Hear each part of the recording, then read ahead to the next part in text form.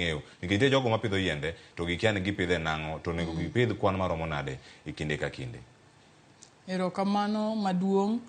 Adiera kaunti wa ma Kaluo nigi percent machien e tree cover nikech kaka sani chenro mar 15 billion ni wan gi national target ni wachope 30% tree cover.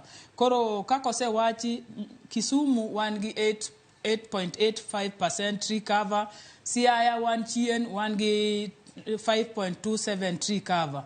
To wan gi opportunity, wan gi potential ni mondo wanyalo medo pidho yien mondo wa increase the tree cover nikech ka wa increase tree cover biro miyo wa faida mang'eny. Kaka waseneno ka nitiere kuonde ma tree cover ni malo kaka Nyeri, ineno ka piny osiko mana ka nigi pi, piny osiko mana ka nigi weather maber kendo faida ni malo.